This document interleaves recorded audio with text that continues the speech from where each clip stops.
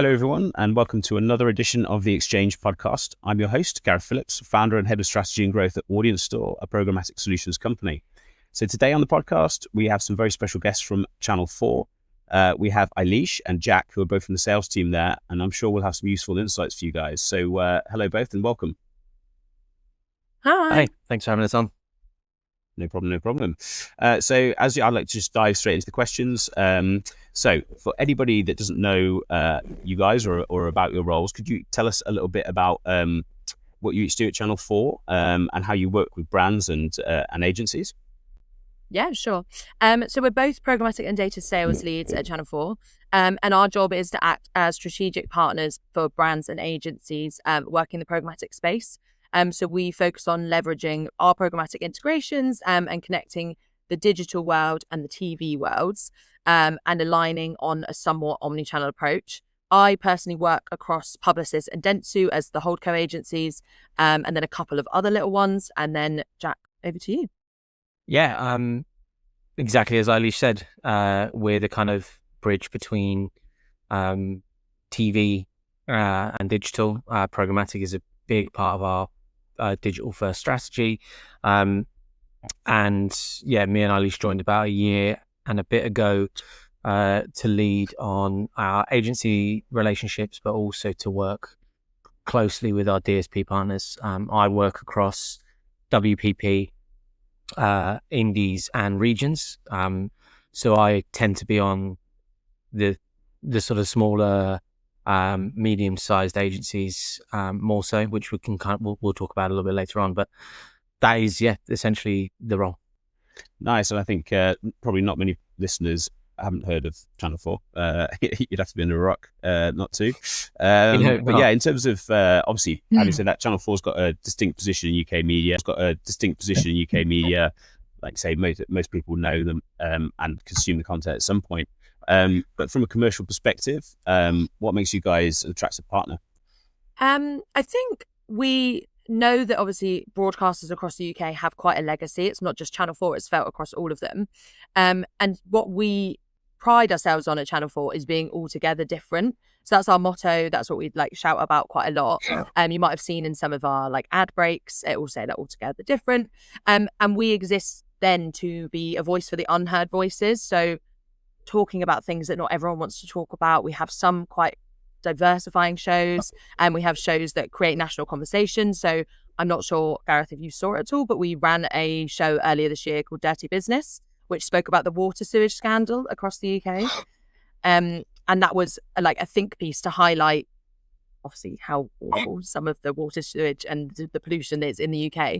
And then we've got a show called Tiptoe that's just come out, which is a Russell T Davies following on from It's a Sin.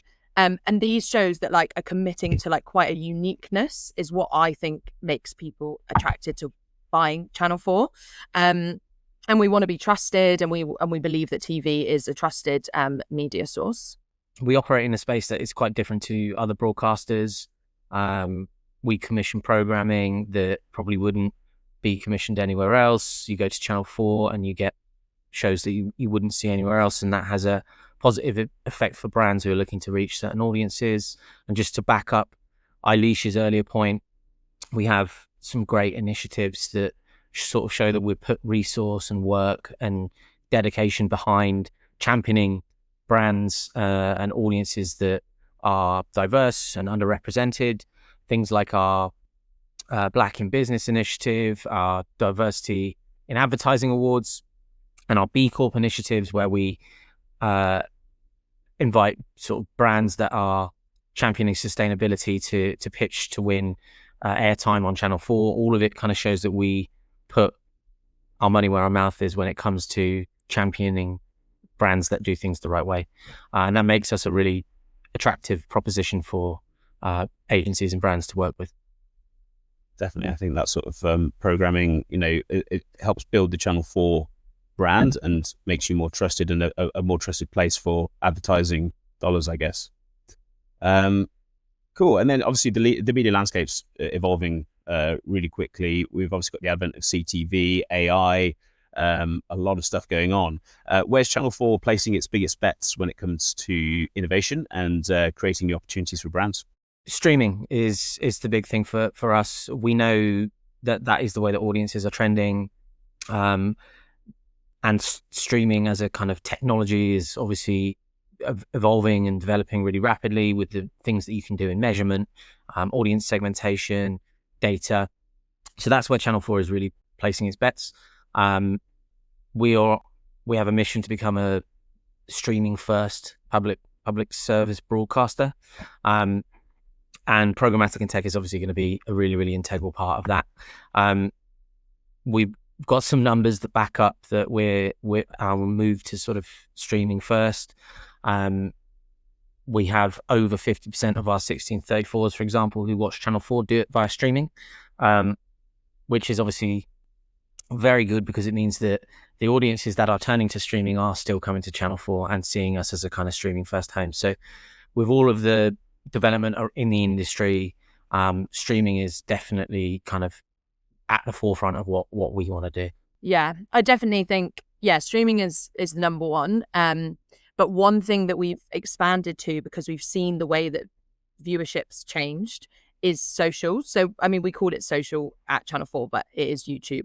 And that is where we are now placing our bets in. The young people are going to YouTube to watch things anyway. We might as well reach them where they are.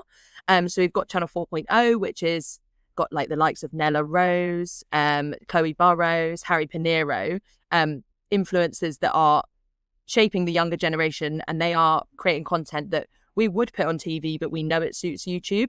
And I've like been out before and like had people ask where I worked, and I've said Channel 4, and they've said I love Channel 4.0, and like that's the first thing they go to. So I think it's really exciting that we've been able to create that expansion as like a streaming expansion. And we have full episodes on there as well. So people might watch one episode there and then head over to the streaming app to watch the rest, or they might just watch the whole show on YouTube. And to us, it doesn't matter as long as we know that we're reaching our audience wherever they choose to consume content. And I think that's a really exciting part of our current proposition. And then we've also got new products that have been announced recently and a couple that were like brought in this year. So we've had geo mapping tool created, an enhanced suite, which is focused on DCO, so our own in-house dynamic creative optimization, and then Smart Ad Engine, which is an AI tool for new to TV advertisers to create creative. We will touch more on that later, so I won't go into too many details now. But I think all of these things are another great way for us to innovate and get new to TV advertisers, and also enhance our current advertisers and our agencies, and keep us at the forefront of people's minds. Yeah, I mean, we want to bring the tools that are available programmatically on other channels to TV and combine, the reach and the cultural cachet that TV brings with the kind of tools that programmatic buyers and agencies are kind of used to operating with. Slightly more sophisticated dates targeting, matching your first-party audiences with our first-party audiences. So we're trying to bridge that gap and bring programmatic to TV and TV to programmatic. So that list of products and all of the tools that we're building that Eilis mentioned are all in service of that. I was going to say, that's very cool. It's a very cool place to be right now, isn't it? That's sort of like probably the biggest trend in media, the move from I guess linear to programmatic, CTV and programmatic buying of TV inventory. So yeah, I was going to mention the tool there, the Smart Ad Engine, because we're obviously following that quite closely. We saw it at a couple of events being demoed. It's pretty cool. I mean, you said you're going to go into it later, but I mean, is that something? How are you seeing uptake from advertisers for tools like that, where they can effectively create their own, so they can create their own ad using AI, right? We've seen a lot of interest, especially when we first launched. What we're trying to do with Smart Ad Engine is lower the barrier to entry for certain advertisers who wouldn't necessarily have production budget to get on TV. What we're not trying to do is completely replace human creativity. So all of our ads that are built with Smart Ad Engine still have a Channel 4 creative working on them, editing, even scripting, depending on the level of investment that the client wants to have. So it is trying to use the tech to lower barriers to entry, but without replacing human creativity at all. I don't know if anyone had anything to that, Eilis. No, I think that is, yeah. And I think, again, I was going to touch on it later, or we were going to touch on it later, but with the announcement of universal ads with Sky and ITV, and that is part of our whole remit now, is to get that long tail of advertiser and ensure that we're not making TV too scary or expensive or an opportunity that they can't take advantage of. And I think the two in unison will be a really exciting place and opportunity and space for those kind of advertisers. Definitely. I think America's quite far ahead of the UK and places like that. Obviously, I think their TV proposition for smaller advertisers, there's a few players over there that are doing that at scale, whereas the UK and maybe EU is probably a little bit behind on it. So you guys are trying to get at the forefront of that. Do you think that's something that Channel 4 could do by themselves? Do you see that as like an opportunity that, or do you see it as maybe you guys will be part of a broader sort of proposition to the smaller advertisers? Or are you saying, well, look, we can do everything for you. We're a one-stop shop. What's your, do you have a view on what your potential approach to the market would be on that? I think it's definitely going to be a broadcaster team effort. Traditionally, obviously, we've been competitors and still are. But I think there's an understanding from all of the broadcasters that lowering the barrier to entry to TV as a whole is a way that we can see those smaller brands move their spends out of social, for example, if that's the only thing that they're spending on. So it's not necessarily Channel 4 versus ITV versus Sky. It's more TV as sort of a unified team. I think that's what our approach is going to be. Yeah, and I think in Channel 4, our work that we're doing with the DSPs is when we're thinking about Channel 4 as a standalone, that's our lowering the barrier to entry, because we've given the opportunity for people who work with the DSPs like Stack Adapt that have much lower fees, or they're working closely with these new to TV advertisers or new to display, new to advertising sometimes. That is the way we're doing it separately. And then together we've got this universal ads, which will have a whole different opportunity to get onto TV. Interesting. So obviously we've discussed a little bit there, so sorry if we've already covered it, but can I ask where you guys are using AI in the business, or are you using it to sort of help clients be more effective? And are you seeing tangible results from applications of AI? Obviously we've discussed the AdSmart engine, but is there anything else that you guys are doing in that space? Yeah, a smart ad engine is one of the key ones that we're doing. The new enhanced creative will have elements of AI used into it, which will be a really effective way for clients to do digital countdowns so as an example, if it was Disney trying to do a countdown for a movie, that's an amazing way for them to be able to do that and then have that on daily on the channel. So that'll have elements in it. I think we are using AI internally, and we're also using it for ourselves. We've got our Copilot functions and stuff. But I wouldn't say we're completely at a place where it's everything that we're doing, if that makes sense. Jack, I don't know if you... I've seen it more from the client side, to be honest, from agencies who are using it to kind of automate deal requests and things like that. But obviously in programmatic, algorithms and LLMs have sort of underpinned a lot of the industry anyway. We position programmatic as kind of a more efficient way to go and find your audience, and agentic buying coming into that might be a way to make things slightly more effective and more direct and more one-to-one. But we always have a one-to-one relationship with our buyers anyway, so we're not on the open marketplace, for example. And if you want a Channel 4 audience, you come to Channel 4. So in that sense, it is underpinning a lot of what programmatic is, but we still want to have a direct kind of one-to-one relationship with the buyer. We're the publisher, we've got the content, the buyer comes to us, and if they want to activate it through a DSP, then that's what we're here to kind of enable. outside of smart ad engine and our kind of internal uses, it has sort of seemed to me that agencies are more leaning into using AI to streamline processes. But outside of that, our work sort of remains pretty similar to what it was. I don't know if you'd agree.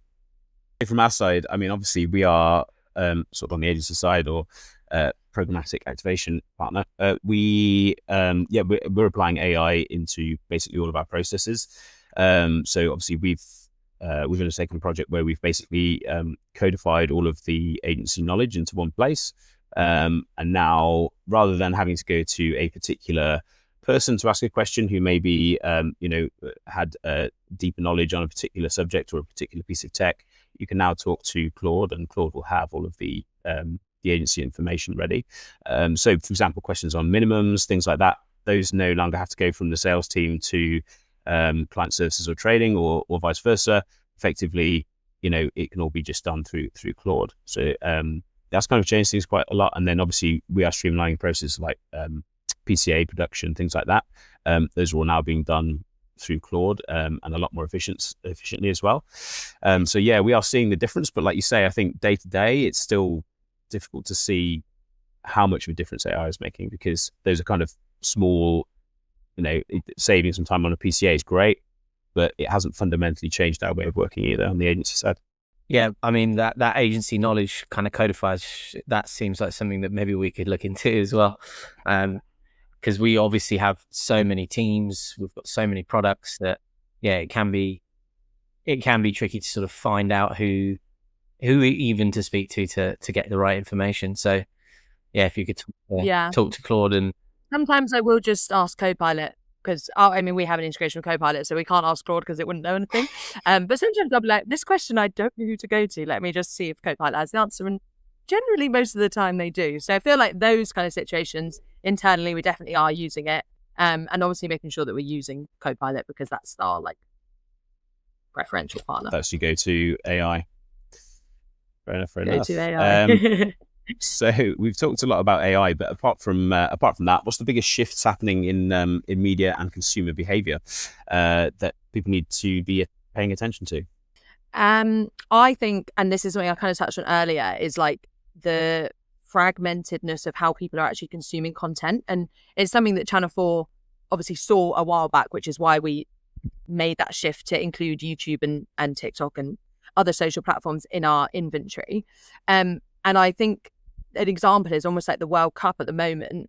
Personally, I'm seeing a clip here on TikTok, and then I might go watch some highlights on YouTube, and then my friend will text me and say, this is a really good game, go get it on the telly. So I'll put it on the telly. But I think a couple of years ago, I probably would have sat down to watch, and I appreciate that World Cup's at weird times this year, so it might have had an impact. But I think like you're sitting down, you're consuming content in so many different places, and then you might end up on a streaming platform where you might watch it on linear TV. So it's being mindful that actually you need to diversify your media plans and make sure that you have all of the different types of ways that people are consuming the content and buying products and seeing brands, and not just thinking the old way is the right way. And like, even I was actually listening to a podcast, but they were talking about how so many more people are watching the rest is football on Netflix than people are actually watching like some of the World Cup games, because that's their now preferential way to consume media, is like highlights after the fact. So yeah, I think that's quite interesting. And I think as a broadcaster, we need to be quite aware of that. And that's why we have diversified and got ourselves on YouTube and having all of the different things. And we had a, which I think was really funny. We had one of our social media people posted an Instagram of like a tweet from Channel 4 that said, please go and watch Channel 4 during the World Cup breaks. And then we saw this massive spike in our ratings through the World Cup breaks on Channel 4, because we'd like put out this one Instagram post and a couple of tweets, and that had actually pushed people to watch Channel 4. So I think all of those different things and the ways, that people consuming media is something that brands and agencies should definitely be paying attention to. Yeah, I mean, adding to that, I think a huge thing is the streamers entering the ad market. It's still a relatively new territory for the likes of Netflix and Prime, Disney, who all sort of operate a massive subscriber business and had now noisily jumped into the sort of the ad world. So for agencies, for planners and buyers, understanding what the streamers can give you on their ad funded tiers as part of a plan versus what broadcasters can give you, you're looking at differences in reach, differences in audience makeup, view time. So I think a big consideration is each partner's sort of role on a plan and finding the best mix and combination of SVOD streamers, whatever you want to call it, and sort of treat it kind of all as part of a CTV buy. Not everything is the same. So you're not going to get from Netflix what you're going to get from Channel 4, what you're going to get from some fast TV channels. So I think it's just about educate. We need to educate our partners, our planners, on what Channel 4 brings in combination with the streamers, right? Because we're not under no delusions that people are going to stop watching Netflix and Disney Plus, but Netflix and Disney Plus being on a plan doesn't give you the same things that Channel 4 does, and vice versa. So that is a big conversation that we're sort of having with our agency partners, is exactly the mix and the combination of broadcast and streaming that will reach the right audience and give you the right reach, the right frequency. I've rambled on a bit there, but essentially the streamers entering the market is the big thing. No, definitely. I think it's interesting you mentioned the shift in viewing habits. Obviously, I think advertisers are having a hard time reaching audiences now, particularly on places like linear TV. And it's interesting that you mentioned actually people are catching up with sports content after the fact, because that's traditionally been sort of the last bastion of linear TV, right? So that's still people like to, or traditionally have enjoyed consuming that content all together at the same time. And obviously the big ones, Love Island is always the sort of standout. But then reaching that audience through linear TV is becoming harder and harder. So people are shifting towards the streaming channels. But it's very interesting that you guys are trying to address that and keep up with the trends. So as you guys are looking to 2027, what excites you most about what's next for Channel 4's commercial business and the opportunities for advertisers? We've already touched on it a bit, but what I think is really exciting is the work that we're doing on making Channel 4 more accessible to smaller advertisers, small and medium enterprises, agencies, brands, whoever, who wouldn't necessarily think TV is a channel that's sort of attainable for them. Smart ad engine is part of that. Universal ads is part of that. And our DSP integrations that we announced at Cannes this week with Yahoo, Hawk, Adform, Programmatic, Amazon. I probably missed one. But we're essentially trying to remove any kind of barrier that these smaller businesses have to get on TV, because we still believe very strongly that TV is the best channel for building your brand. And if we can make it easier for your smaller budgets to get in front of our 34, however many million viewers we have each month, then that's going to be a really exciting opportunity going forward. Yeah. And I think to add on to that, like, we need to have good content to drive people to want to buy Channel 4 inventory. And one thing that really excites me is that we actually are starting, I don't know if it is coming in 2027, so don't quote me on this, but we're going to have our own in-house production, which we haven't really had.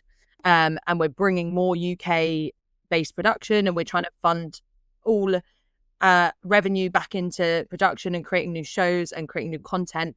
And I think without that, we actually won't be able to get as many advertisers, because they aren't going to see Channel 4 as like the pace that people are watching. So we constantly need to evolve with the times and make sure that we are bringing out newer, bigger, better shows. And not that it's a 2027 one. We haven't really got our slate for 2027 one, but some we've got some exciting reality formats at the end of this year. And then we've obviously got Nigella on Bake Off, which I'm sure is going to be absolutely massive. And these kind of exciting changes that we're making and then new shows that are constantly coming out is what brings people to Channel 4. And I think without that, we won't be able to make the most of all of these integrations and getting new advertisers and agencies. And when we get people from coming in from Europe wanting to advertise on Channel 4, it's because a splash has been made about specific shows. So I think that is exciting and good for our commercial business. I was going to say it's important for, I guess, channels like yourselves to have independent content that's unique. It's probably quite tough as well. It's quite a competitive space, I guess, with Netflix are probably just churning out as much content as they are and throwing a lot of money at it, right? And they're getting some big names over here, like obviously Ricky Gervais has done stuff for them, and they have the money to spend on it. So yeah, it'd be interesting to see how you guys respond there. Cool. And so for the last part of the interviews, what we like to do is just sort of quick fire. So just short answers if you would. But each of you, could you mention a brand or a company in media or ad tech that you really admire other than Channel 4? I think we should just shout out all of our DSP partners here, because we've obviously just launched lots of new integrations, and we've now got 8 DSP partners, and I think it's just really exciting for us. So I'm going to give them all a shout out. For me, it's Craft Media. Not sure how aware you are of those guys, but they're a pretty unique planning agency who came in to Channel 4 a couple of weeks ago to launch their new book. They just do really good work, good people who put like culture and creativity and humans at the center of planning, which I think is really commendable. So yeah, they're just good people doing good work. Awesome. Obviously like yourselves. And someone in the industry who's doing great work, apart from Craft, who's doing great work and deserves a shout out. I'm going to cop out and not shout out our manager, Alex Wright, and our senior lead in sales ops, Chris, who have been the people who have gotten all these DSP integrations over the line, and they have been working on them for years, long before me and Jack even entered Channel 4 as a business. So I think they deserve a shout out. Yeah, I'm going to shout out Alex Wright as well. She's been fighting the programmatic fight at Channel 4 for a long time, so she deserves it. Shout out to Alex there. I imagine sort of the shift towards programmatic for the more traditional TV channels has been quite a fight internally. And what's the biggest lessons you guys have learned during your career in media? Mine would be that don't be afraid of a squiggly career. I started in paid social like 4 years ago, and I moved from agency to a DSP, and I moved to Channel 4. And all of those things have helped me learn so much. And I think don't be afraid of the deep end. It's not as scary as you might think it is. Mine is a bit kind of similar to that, actually, which is that you should definitely take an interest in things outside your direct job responsibility. You never know when you're going to have a bit of information that, makes a client trust you and look to you as an authority and a sort of respected source of knowledge. So learn about things that don't necessarily impact your day to day. And the second one is a very short one, but it's for sales specifically, and that is to make friends with ad ops on day one, because you're always going to need a favor from them eventually, and they're more likely to do it if you're friends. Yeah, and shout out our ops team because they're amazing. I think that's a good lesson. Yeah, never fall out with the technical people at your company. And what's one trend you're particularly bullish on in the next 12 months? I think we've said it previously, but I think broadcasters working together to make TV more accessible for smaller brands, and to get some budget back out of the giant tech platforms and into TV, where the great content and the audiences are. Yeah, mine would be similarly, but also using programmatic DSPs to link your buying. So if you're going to be buying a lot in your media plans, lots of different digital advertising and broadcaster VOD, bring that all together and buy it programmatically. That would be really useful. And if you could give advertisers one piece of advice right now, what would it be? Mine would be that brand love is king. So don't always chase performance, trust in your trusted partners and long-term partnerships. And for yourself, the brand, your clients, your people who are buying your products, everyone, keep those long-term relationships strong. Mine is that quality media is best, whatever channel it's on, whether it's display, CTV. Investing in quality media is better for the long term. Definitely agree there. Well, guys, thank you very much for your time. I know you're probably both sweltering, so I'm going to let you go. And hopefully see you guys soon. Thanks, Gareth. Thanks for having us on. Thank you. Cheers. Thank you. Bye.